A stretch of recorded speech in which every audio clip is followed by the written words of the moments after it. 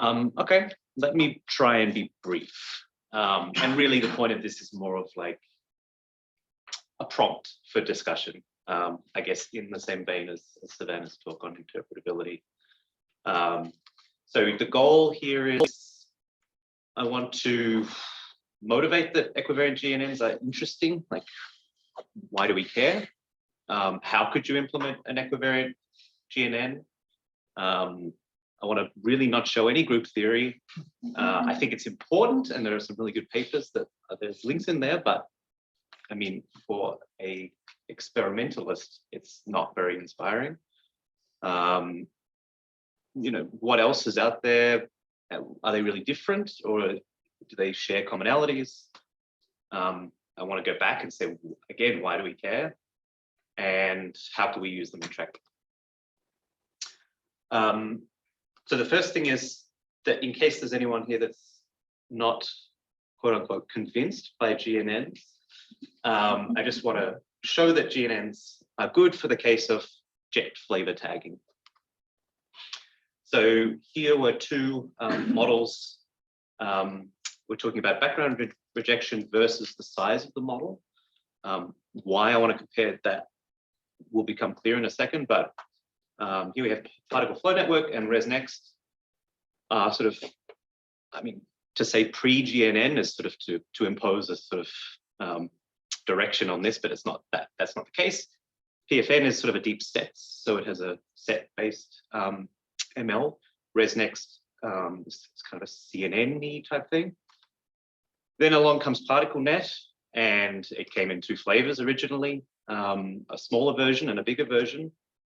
So already it's outperforming sort of the state of the art. We've already had energy flow polynomials mentioned earlier, which, you know, do quite well considering how tiny the model is. Then we have Lorenz Graph Network, which was introduced, I think about 18 months ago, which again is a very small network, and it's inspired by symmetries. And then we have 3 or 4 months ago, LorenzNet came out, which kind of blew ParticleNet out of the water, and it is a graph neural network that uses physics-inspired message passing.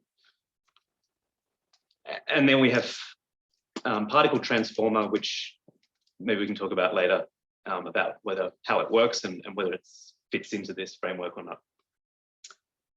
So I want to kind of break them into sections, which is, of course, arbitrary, but I really want to say that this area, this performance per model size is based on a non-relational machine learning. Then along comes GNNs, and they use a relational way of, I mean, edges, encoding edges, really. And then we have, you know, the topic of this talk, which is using symmetries and embedding them into your architecture. And of course, we're interested in embedding them into graph neural networks, but you can embed them into, I guess, any architecture. So I do want to say there are diminishing returns. You know, we're in log space here. We make our model 10 times larger, and we get some small percentage of improvement. I'm not sure if there's a universal rule for that, but it certainly seems to be the case. What is interesting here? Okay, so this plot, I guess, basically motivates us to think about graph structured machine learning that is inspired by symmetries or the geometry of your system. So there are a lot of kind of symmetries and physics knowledge, of course. We have, I mean, quantum field theory or information about how a particle decays and is related to other particles in the system. We have other ways of describing things like QCD decays. We have permutation invariance, which is nicely built into any kind of set-based or graph-based network. And then you can mix and match these however you want. And it turns out that the more you mix and match them and include them together, the better your performance. Then you can include something that I'll be focusing on here, which is space-time symmetries. and check out this this paper for some theory on why these are interesting. So what does it actually mean to use a symmetry in a network? We've already had a lot of talks over the last few days about jet flavor tagging. They're not, I guess, they are highly correlated with the tracking problem, of course. And we had a talk, I think, on Wednesday from Millepal about predicting jet flavor, but also using GNNs to predict auxiliary tasks. So not only predicting the flavor of a jet, but predicting its production vertex and some other auxiliary tasks. So let's say we want to let's rebuild this graph neural network, and we want to predict what is the flavor of the quark that produced this jet. We also want to predict the vertex that the track came from. So we can imagine rotating this, and we should hope that our system produces a lot of the same predictions. So if we rotate it by some theta, what stays the same and what changes? Well, our jet constituents, these four momenta, they should change, right? They should also rotate by r. Our vertex should also probably rotate by r, but the flavor of the jet should not change. So clearly there are some predictions and features in this system that are equivariant to a transformation, that is, that they change in some predictable way based on that transformation. And then there are some other features and predictions that are invariant. So the quark flavor prediction should be invariant to your rotation. This is a nice plot from Mariel, who contributed to this SNOMAS paper that we put together. And there's a lot more information in there about sort of the theory and motivation for this. But it's fairly straightforward.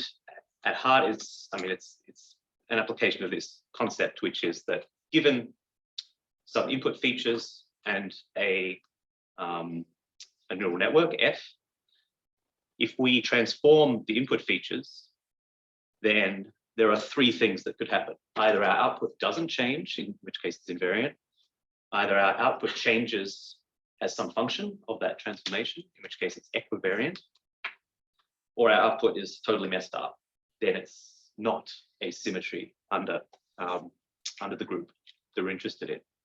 Most networks totally mess it up because they mix and match all these input features. They run them through an MLP, which puts it in a blender, and out comes your prediction, which is of course nice because they're powerful, but it means you lose a lot of the physical intuition and the symmetry. I mean, you lose your symmetry. So in practice, the way you do this is for a graph neural network. Let's say we want to rotate this in 3 dimensions. Well, normally, as you've seen a million times, we take our input features, we run them through an MLP, which looks like this, a non-linear activation applied to weights multiplied by the input vector plus a bias. And then we aggregate them all around the node in the neighborhood. I'm sure you can already see that if we were to rotate these inputs, this will be totally messed up as far as the input rotation. And there's no way of knowing what we get out. Our prediction might have nothing to do with that, that rotation. So obviously we have to rethink about what that aggregation and convolution function is so that we keep our transformation. And to sort of first order, the easiest way to do it, which is suggested in a paper that is linked on the next slide, I think, which we're going to call Equivariant Graph Neural Network. Instead of just, happy-go-luckily plugging in features along each edge, we're going to take the difference of those features, and we're going to take the absolute value of that, the size of the difference, run that through an MLP, and then as our aggregation function, we're going to take this quite specific weighted sum of those messages. And it turns out, of course, because by construction we made it so, if we then rotate our X, well, for starters, our messages will be totally invariant because we're rotating a scalar, essentially. And then actually our aggregation will be equivariant because of how we've constructed it, carefully. So we know that every message passing step updates, the node features will remain equivariant. There will be vectors under your symmetry. So if your symmetry is 3D, then every subsequent update will be also rotation in 3D. This is not the only way to do it. In fact, there are many ways to do it. A lot of these come from molecular property prediction, which is a few years ahead of physics in this sense. A lot of these ideas were invented and investigated there. For example, on the OC20 data set, which showed that a lot of these symmetry preserving GNNs work really well for predicting atomic potentials and so on. And there's a nice review in here. And in fact, yeah, this eGNN network is the one that I described here. So it shows that you can basically entirely describe the kind of symmetry or kind of equivariance that you preserve by a set of edge MLPs, aggregations, and then node updates. And here's a few, samplers just to give a little flavor. There are many, many more, of course, but basically they either boil down into sort of first order approximations, first order representations of the group, which, for example, eGNN just uses the vector representation. But you can actually scale it up to any order of representation. So, for example, this is a tensor field network. It uses all orders of your group representation. In theory, the more orders of representations you have, the more numerically stable the network is. But that's arguable. There's also a even more recent paper that sort of updates this eGNN up to a, we can't see it, but an anisotropic GNN. So that's what equivariance is. Again, why do we care? Well, it turns out that in this really nice paper that introduced the LGN, Lorenz group equivariant neural network, which is a beautiful paper, and it has a bunch of really nice math in it, how to apply all orders of representations using Clebsch-Gordon decomposition for jet tagging specifically. Really beautiful, and it certainly inspired a lot more work, but when they published it, unfortunately didn't have state-of-the-art performance. And it wasn't clear why until LorenzNet came out, which basically extended this eGNN, which is just a first order representation, to Lorenz equivariance. And it really did achieve state-of-the-art. So yeah, I would encourage you to read that paper and understand what it's doing, but essentially it's just doing exactly this, but with 4D space-time transformations instead of just 3D. And as you can see, it really does deliver great performance for quite a small model size. And that's kind of what I'm also interested in, is how does the power of a network compare to its model size? So in a paper that Savannah and undergraduate student at Berkeley, Jason Wong, did, we defined, honestly, quite an arbitrary variable called an ant factor, which is basically just how powerful is your network compared to how large is your network. Of course, there are probably a million ways to define some concept of a power to rate ratio. And of course, you can incorporate more factors in there. How fast is your network? How many operations does it do? How energy efficient is it? And I think we should be incorporating all of these concepts when we state how good our GNN is, because, as we see here, the model size of these networks radically can change for diminishing returns. What we found was that if you include equivariance, so this y-axis is the amount of equivariance you have as a function of the vector representation, versus the non-equivariant channels, the sort of arbitrary, just hidden channels like particle vectors. We found that you get better ant factor, better power to weight ratio by including more vector channels and fewer non-equivariant channels. And as it turned out, the network we developed was very similar to Lorenz net, but they published a few weeks before we did. So yeah, basically we were using this network as kind of a sandbox to play around in the space and understand, can we tune a model between fully equivariant and fully non-equivariant? And what's that sweet spot? So the takeaway there is, okay, look, equivariant GNNs are more accurate, but they're also more accurate per parameter. You get more bang for your buck. They also train much more easily. We need a much smaller data set. So for example, the Lorenz net paper produced this nice study of take particle net, again, the state of the art for jet tagging, but only give it, say, 1% of the data set that it really wants to consume. Well, it turns out its performance radically decreases, whereas Lorenz net is still quite good. So it requires fewer data to train well. And they've also found this in molecular property prediction, where you give your, in this case, they called it NetQuip. I can't remember what that stands for, but obviously you start running out of names, I guess.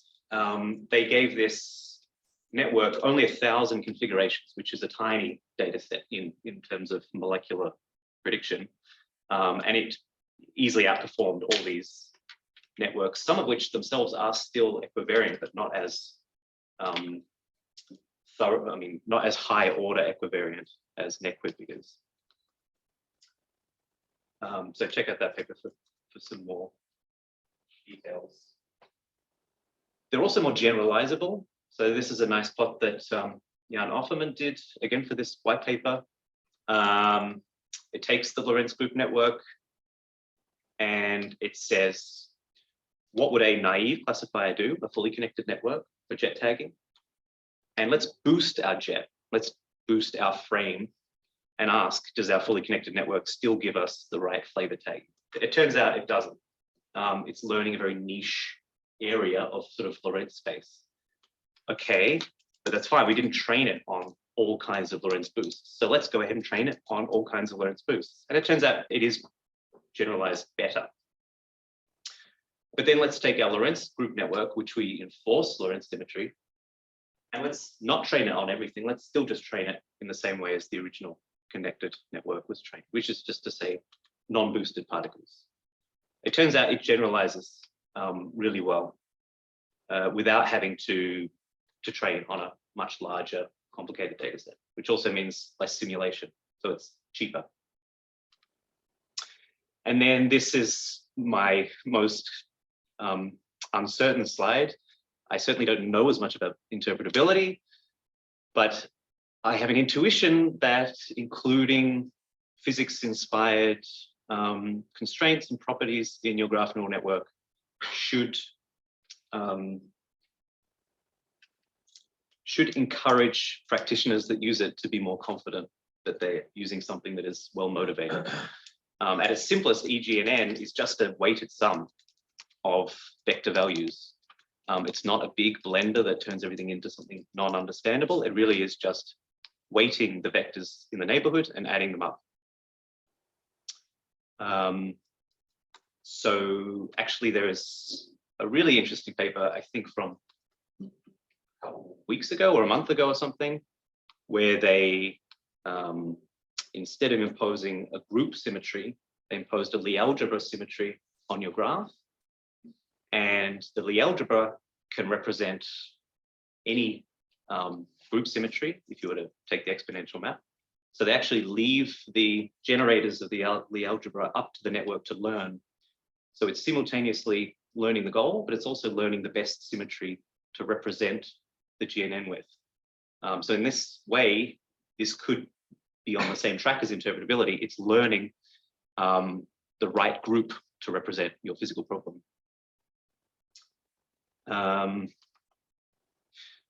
And then, of course, this is, I haven't said anything about tracking. So this is, I think, you know, basically the last slide here, which is, how do you do this for tracking? Does it even work for tracking? Clearly, there are spatial symmetries in detectors, parity, rotation. Some experiments, you might even be able to extract Lorenz equivariance if you have, you know, either reconstructed form momenta or if you have timing information, accurate enough timing information, you might be able to exploit that and impose Lorenz symmetry. And then there are, of course, a whole bunch of internal symmetries that we know should be there. We know charge should be conserved, color should be confined. We have, conservation of certain quantum numbers and so on. And then this is, of course, totally a shot in the dark. But if we prove that equivariance works, shouldn't we go ahead and build a detector that exploits those symmetries in some way? So yeah, I think that's it. I'll say equivariant GNNs really work well. They are very good they're highly performant for fewer parameters and operations.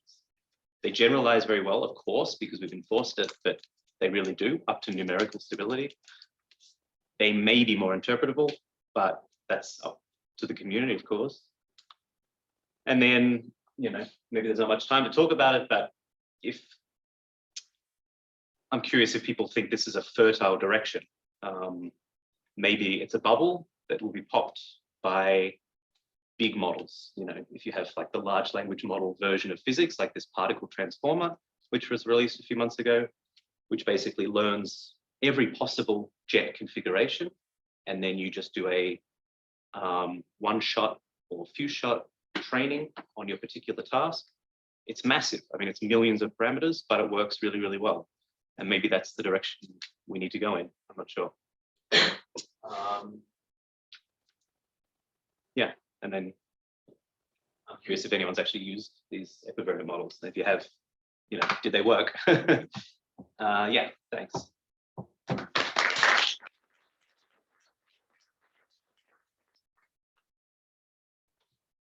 So to some extent, we do it, right? We build our experiments around symmetries. Yeah. Of course not, as you said, if you have symmetries or constants. If you had, as you said, we know that R number is conserved or something. We don't build a detector around that. Yeah. So yeah, and it's not even clear to me what that even means to do it, but maybe it's in there somewhere. And if you could, again, it's like this interpretability thing, if you could somehow extract some importance, or you build your model to explicitly conserve some quantum numbers, then you could compare it to an unconstrained number. And then what you said, that they converge in the training way faster. I mean, is that surprising to you intuitively? If at the end, also by hand, we did that classically as well. Yeah, we take a slice of the magnetic field and make a way smaller model of the magnetic field by describing one sector, and then only use this sector for our field integration until we find out that the solenoid is a bit tipped, and then we say, let's go back and unreal everything again. So yeah, I don't think it's not so surprising. It's surprising that it both trains faster and it's more accurate in some sense, right? Because you could take your energy flow polynomials, which train, I mean, you almost don't need a neural network. They're just optimizing with some gradient descent, I'm forgetting, but then they're less performant. It's a trade-off. But it turns out something like Lorenz, if you get both, you can't have your cake and eat it too. Yeah.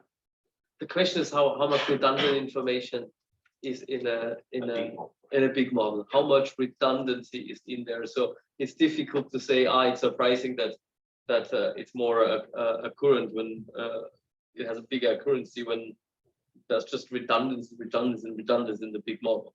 Yeah, I think like the usual argument, I guess, is the bigger your model, the more likely you are of finding like a winning lottery ticket for your best combination of parameters.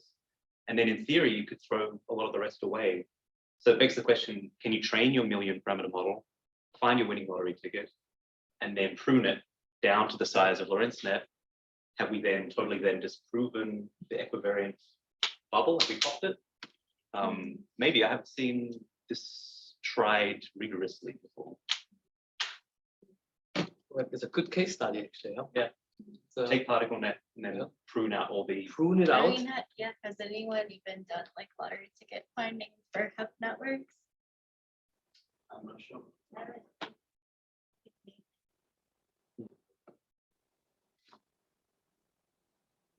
I mean, it's, well, we like did a little bit like that, right? In our paper where we searched over all these different configurations. I mean, it's not explicitly like a lottery ticket finding. Yeah, I mean, in that case, you'd have exactly the same hyperparameter setup, and one network just happens to work better, Yeah, just initialized luckily. yeah. No, I haven't really seen. It's. I guess people prune these networks. I mean, Javier Mhm. mentioned it, right? So when you prune a network, I guess you assume explicitly that a lot of your weights and biases are not useful. Mhm. But I haven't seen anyone like Yeah, prove it per se. Back to equivariance. So does I forgot what you call it, the one which has the delta takes the distance basically of Yeah, the EGNN. the GNN. So is that kind of message passing something that we could try quickly into one of our traffic GNN and see if it does any good? That is rotational invariance, right? Basically. Right. It's like Equivariance, sorry. yeah, it's a Euclidean three-dimensional Yeah. equivariance.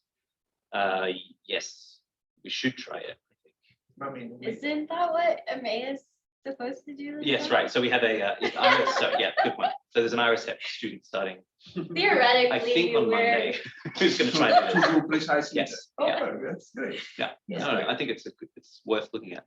I mean, that seems like a fair, I mean, Yeah.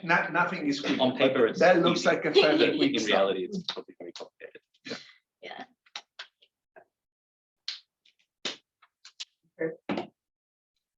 Yeah, so just trying to understand how this works a bit more. So do I understand that the like node features now are no longer just like a flat vector, but instead they're like grouped into what Lorenz representations they have? Like your 4 vector now is like a feature instead of being 4 Exactly. independent You features. track Yeah, what is a vector, Yeah. and what is a scalar. Yeah. So you can take all of your scalar information, whatever it is, depending on the symmetry, it could be like charge and mass and particle type and all these things. Yeah. You could definitely convolve over all of those, throw them into the blender because they're invariant. You can apply a symmetry that won't change the prediction.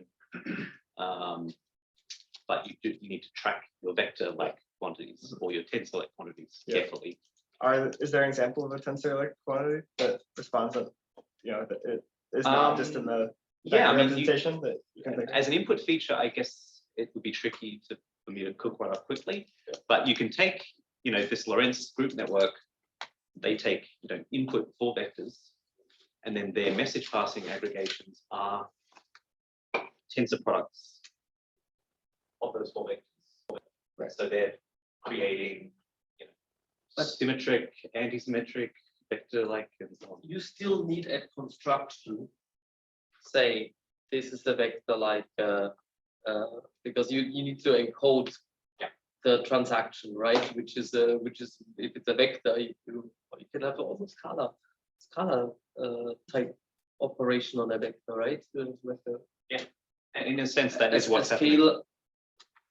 This is like a you're taking your vectors and you're taking a weighted sum of the differences of all of your neighborhood.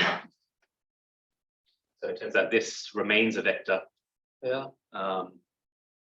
Even if you're getting the math, if you take a 4 vector and you add it to another 4 vector, at least under Lorenz symmetry, it'll remain a 4 vector, right? Or if you take a 4 vector, multiply it by a scalar, it remains a 4 vector. That's the kind of first order approximation of this whole You thing. can also have the higher order information, like you like a rotational. Like you have your Yeah, I mean, you have your I guess you vector, have like 3D vector. shears and Yeah. all sorts of stress energy or something. Yeah, I mean, sure. I mean, it's limited only by your imagination thing and your compute power. the higher order your representation, the more operations you do. That message passing becomes a Yeah. matrix multiplication. Yeah, of- exactly. On each node, on each feature. You added a dimension to the problem. Yeah.